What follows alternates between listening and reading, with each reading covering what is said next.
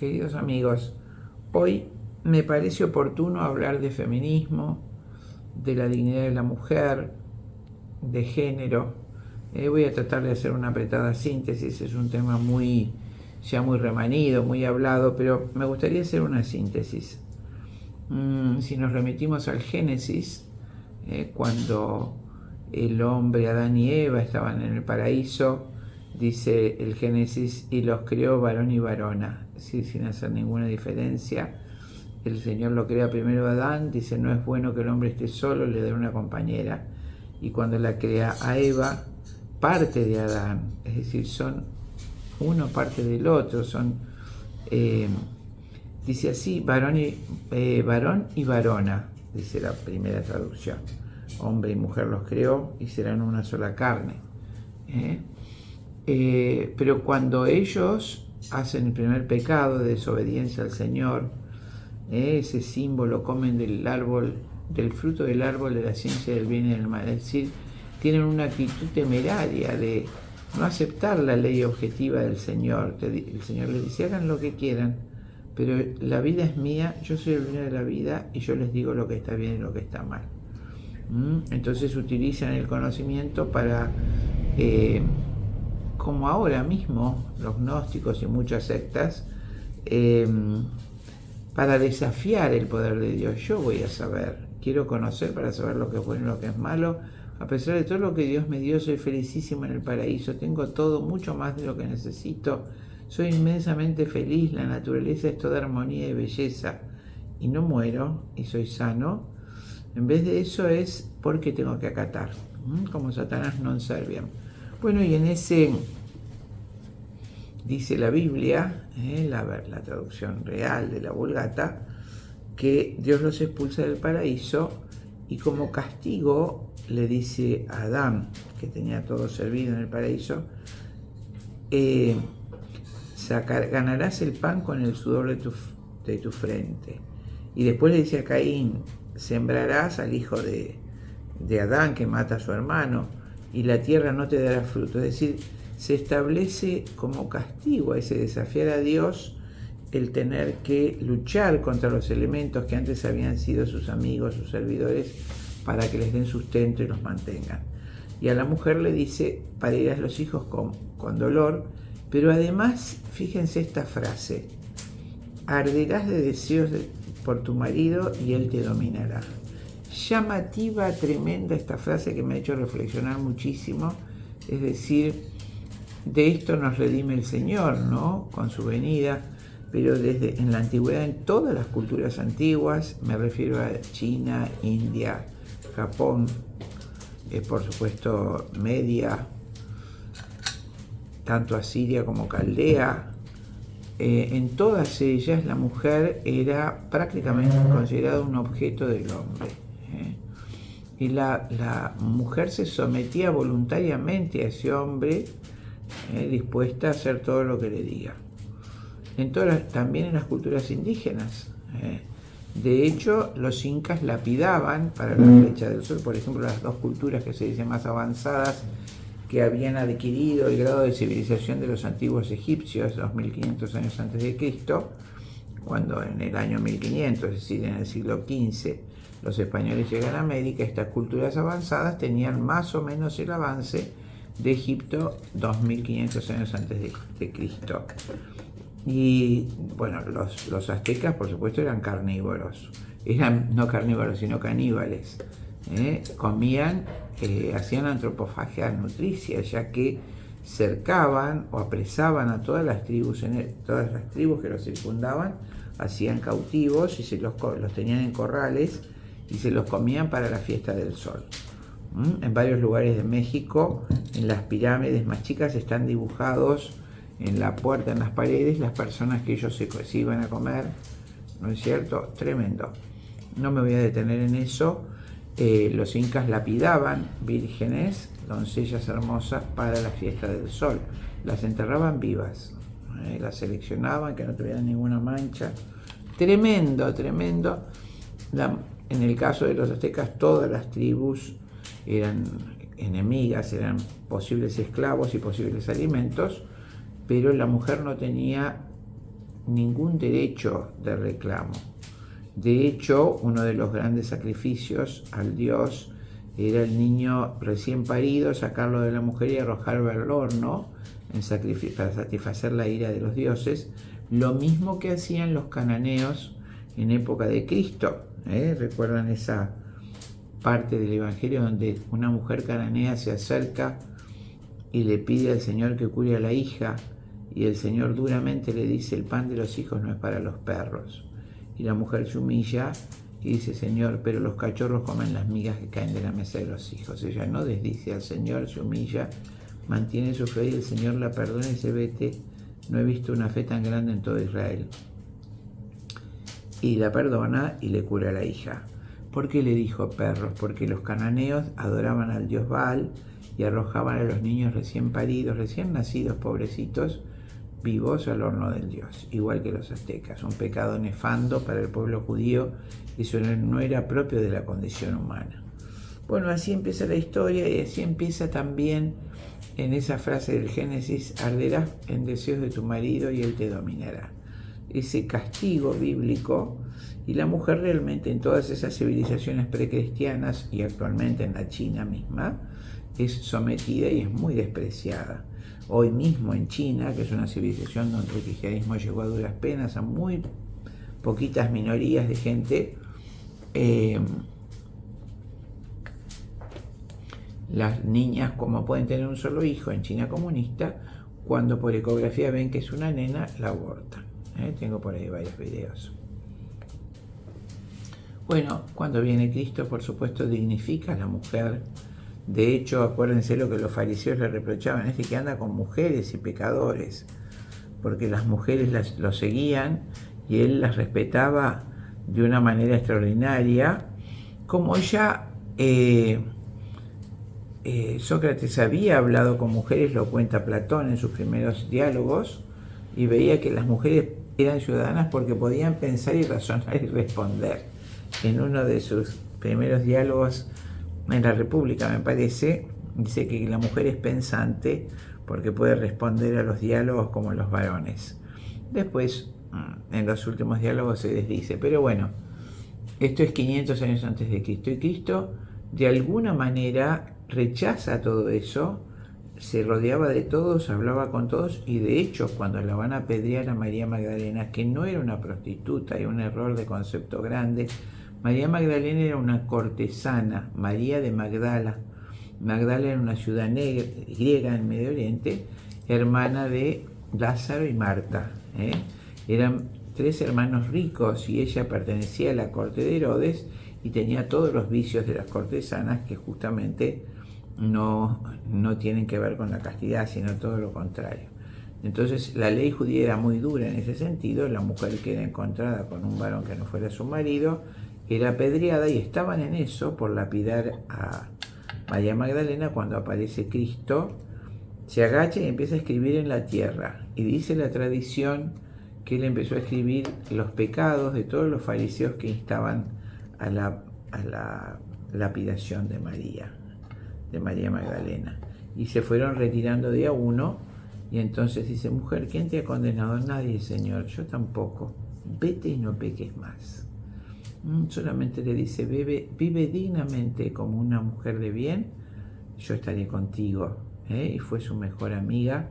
Sus 2 hermanos fueron justamente los 3 griegos donde el Señor se refugiaba en Betania, en la casa de esos 3 hermanos, que seguramente por ese espíritu griego mucho más abierto que el de los fariseos y los judíos, podía recibir mucho más fácilmente el mensaje innovador de Cristo. En ese momento él hablaba, y las mujeres, como María Magdalena, se arrojaba a sus pies a escucharlo, como el resto de los discípulos, ¿no es cierto? Y se produce allí un símbolo de lo que va a ser la cristiandad. Bueno, en síntesis, durante toda la Edad Media, las que mal llaman Edad Media, fue una edad de esplendor. Cuando cae Roma, ya en la Roma cristiana, la mujer de Boecio, mujeres importantísimas que han hecho historia, la hija de Teodorico, el segundo emperador germano, también la hija fue emperatriz, en fin. Y la famosa historia de Helena, la emperatriz cuyo hijo Constantino va a abrazar el cristianismo. Por eso, ya en la Roma cristiana se produce esa participación de la mujer totalmente dignificada por el Evangelio, por la buena noticia. Pero en el esplendor de la Edad Media, del siglo V al siglo XV, innumerables cantidades de mujeres santas han escrito la historia. Puedo referirme a la mamá de San Fernando Rey, Santa Berenguela, hermana de Blanca de Castilla, que fue la mamá de San Luis de Francia, el rey que hizo la Universidad de la Sorbona, que hizo una obra extraordinaria. Y San Fernando liberó entonces España del dominio musulmán, que era tremendo. En fin, que fue el abuelo de Isabel la Católica. Isabel la Católica, Isabel de Castilla, ella con su fuerza, su claridad, su fe, su conocimiento, hizo el imperio donde nunca se ponía el sol. El imperio más grande de la historia fue el imperio castellano, el imperio de Isabel. Y por supuesto, a pesar de que el rey, cuando Isabel genera el descubrimiento de América en 1492, todo el resto de Europa ya estaba transitando el Renacimiento, pero España, que estaba más atrasada por los 8 siglos de guerra con los musulmanes, estaba todavía en la Europa medieval. ¿Qué diré de Santa Hildegarda? Estamos hablando del año 1100, médica, mística, música, lo que serían médicas forenses, mujeres médicas forenses. La ayudante del primer cirujano Mondinus, que en el siglo XIII abrió el cuerpo humano, fue una médica cirujana que murió muy jovencita, que abrió el cuerpo. En fin, Santa Catalina de Siena, que hizo volver el Papa de Aviñón a Roma, nada menos, la autoridad máxima de la Iglesia, ella la guió. Santa Juana de Arco, que hizo coronar al verdadero rey de Francia, el Delfín, que estaba amedrentado, y liberar entonces de las garras de Inglaterra, a pesar de que después fue condenada por los borgoñones, que eran aliados de Inglaterra. En fin, estamos hablando de mujeres en la Edad Media. Cristo dignifica a la mujer. Allí se acaban, como dice San Pablo en su epístola, no hay griegos ni judíos, judíos ni gentiles, no hay varón ni mujer, todos son iguales, no hay acepción de personas para el Señor. Pero bueno, a pesar de este gran orden que surge cuando aparece la reforma de Lutero, que es una judaización del cristianismo como Calvino, la mujer vuelve a considerarse, como en el pueblo judío, una posesión del hombre. Por eso en los países nórdicos la mujer tiene un estatus mucho más sujeto. De hecho, Isabel I, en el siglo XVI, prohibía a las mujeres en Inglaterra ejercer la medicina.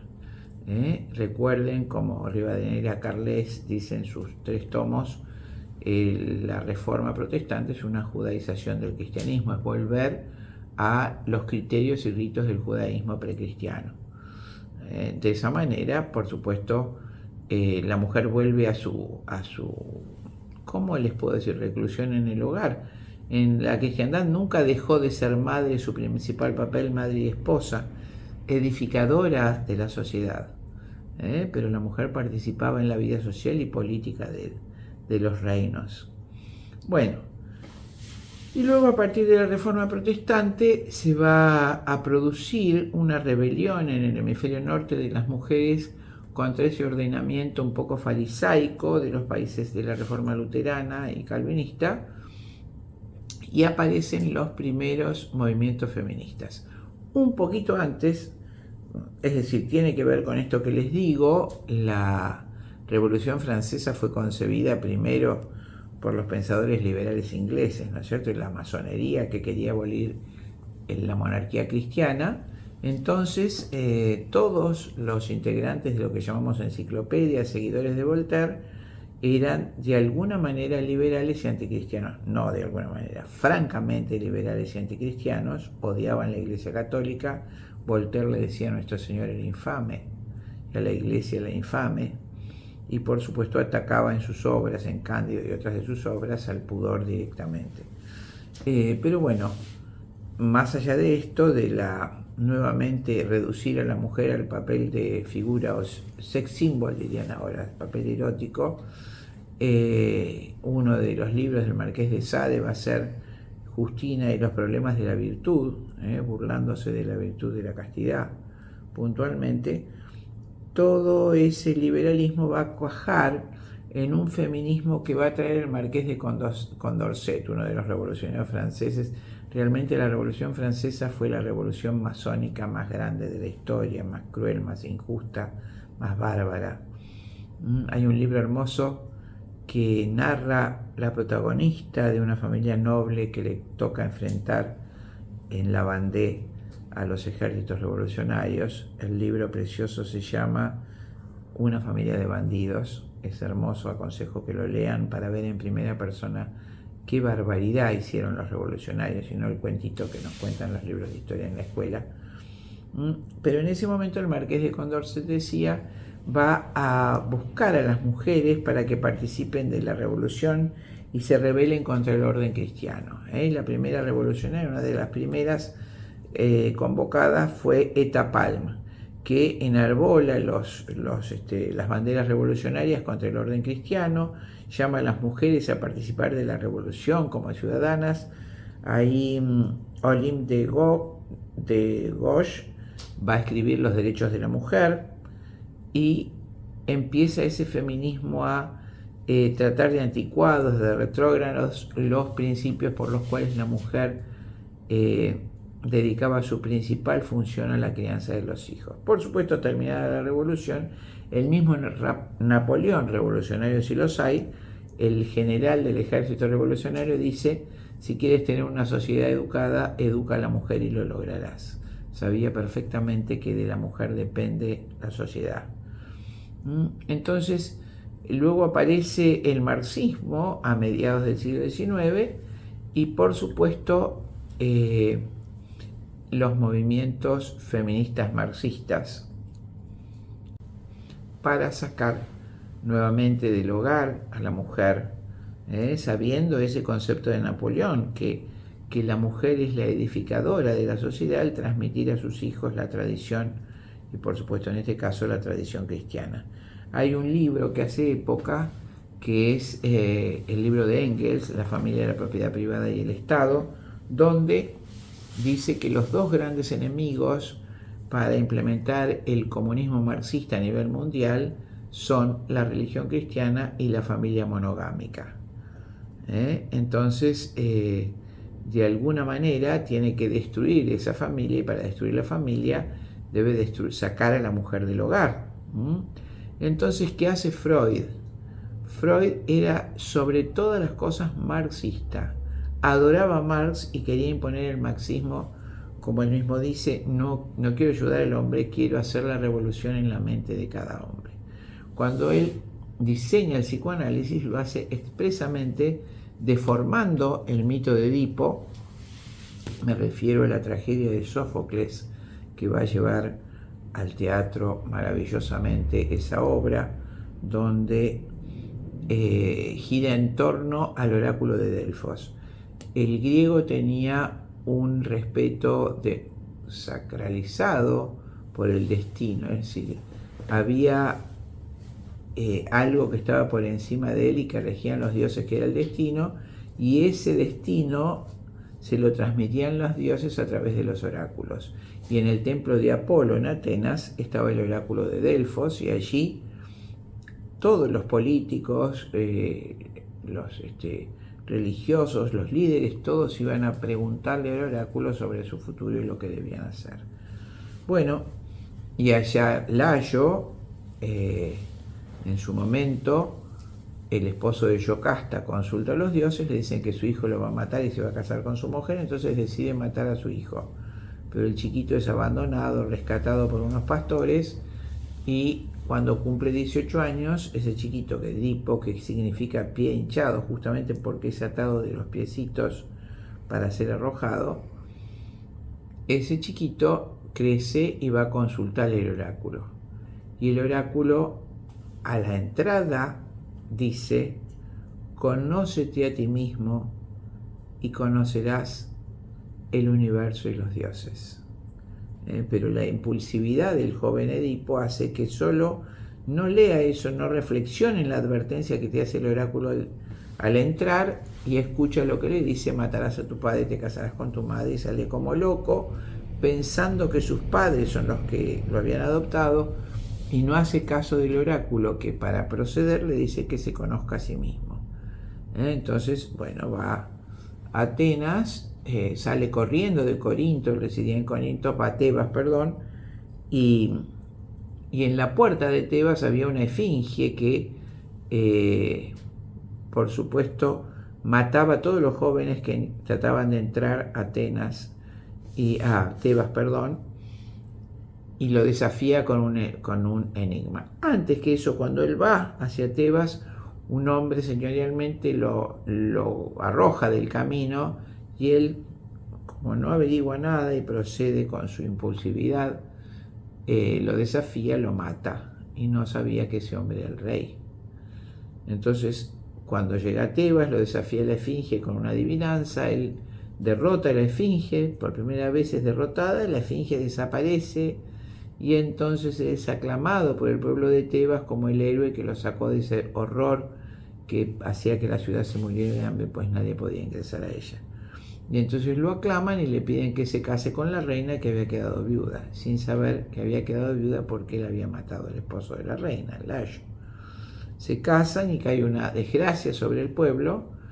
Por supuesto, cometieron hibris, el pecado contra los dioses, el incesto.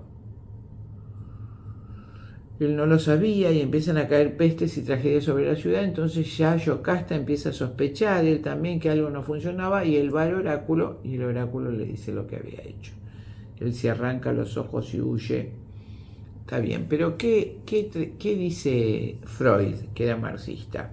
Que Yocasta, la madre, había querido primero matar al hijo para no tenerlo, y después, cuando lo rescató, lo quiere poseer y casarse con él, tener sexo con el hijo. Entonces se hace posesiva y lo castra.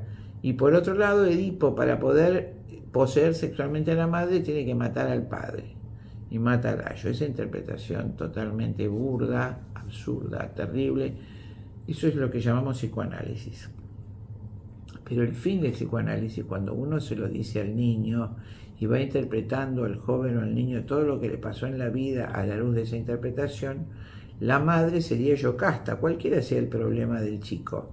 Y Yocasta tiene la culpa de todo lo que le pasó. Las represiones que hizo Yocasta hacen que el chico, porque lo quiso castrar para poseerlo y no lo dejó crecer. Entonces, después de unas cuantas sesiones de psicoanálisis, el niño odia a su mamá, también detesta a su padre, que no lo defendió, y se va y rompe con toda la transmisión de la civilización cristiana. La función del psicoanálisis tanto es así que en el año 1920, cuando se crea el poder mundial, concretamente en el Comité de los 300, y Rockefeller empieza a ejercer ese poder, crea el Consejo de Relaciones Internacionales, y por otro lado, Russell, marqués de Tavistock, cede el predio a ese gobierno mundial, donde crea entonces, con los dineros de Rockefeller, se crea el Instituto Psiquiátrico de Control Mental, el Instituto Psiquiátrico Tavistock de Control Mental y Manejo de Masas, ya que Russell era marqués de Tavistock, y lo ponen al frente a Sigmund Freud para que haga un experimento de quebrar la voluntad total de sus investigados. Se los sometía a psicoanálisis, se los drogaba con metisergida y se sometía a una música discordante, disonante, donde se los impulsaba a la relación sexual. Ese experimento duró varios años, fue un desastre,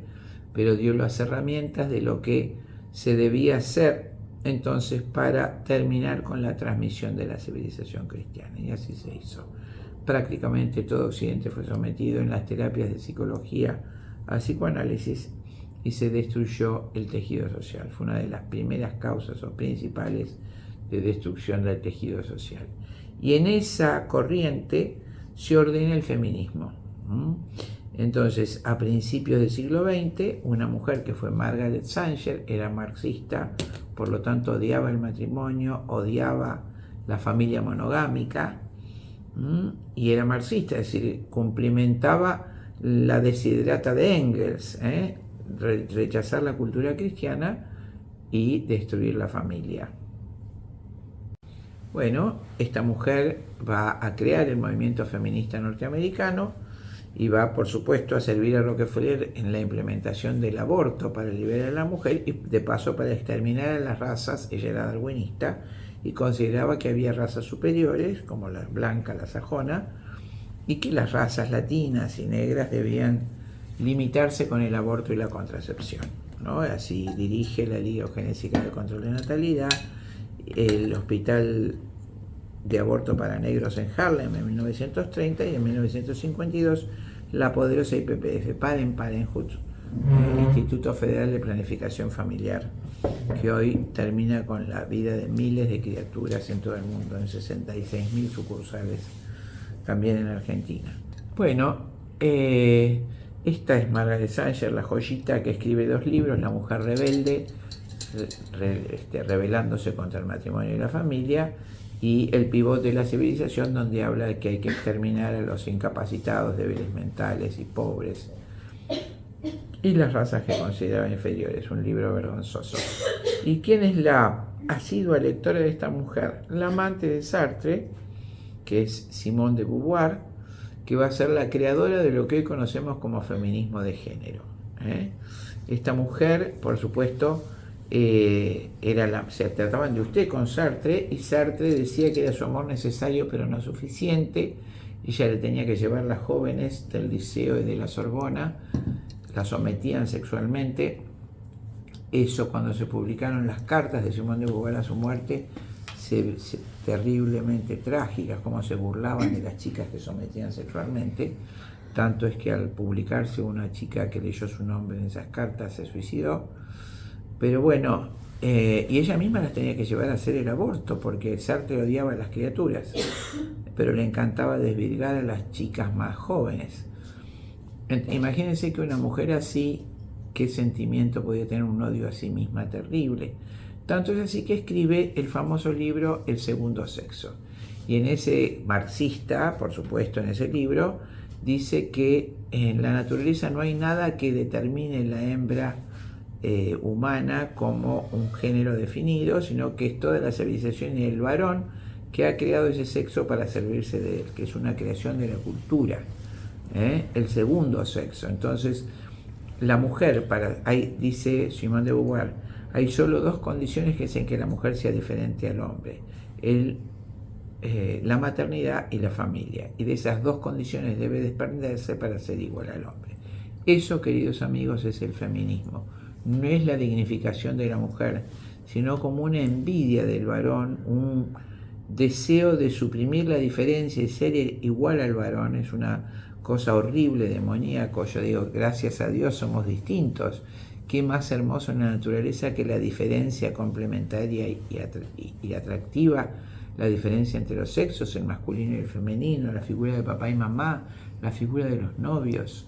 Qué hermoso el aporte de la mujer con su sentimiento femenino a las empresas, a la política, cuando está bien puesta como mujer.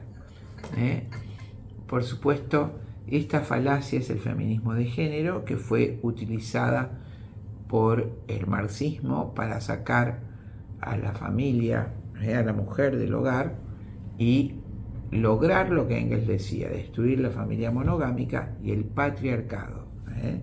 Las feministas, descendientes o admiradoras de Simone de Beauvoir, consideran al varón como un enemigo, no como complementario, el patriarca, el padre, porque también una frase de Engels es: mientras exista el padre de familia en la tierra, es imposible expulsar la idea de Dios Padre de la sociedad. Entonces hay que destruir esa figura de padre o de patriarca. Y de eso se encarga el feminismo de género. Nada más triste y más indigno de la mujer. Para la mujer, realmente qué hermoso, qué regalo tan maravilloso es la maternidad. El amor de madre es, dice el padre Castellani, lo más parecido en la creación al amor de Dios, porque es un amor de compasión. Sin ese amor no existe la humanidad, no existiría.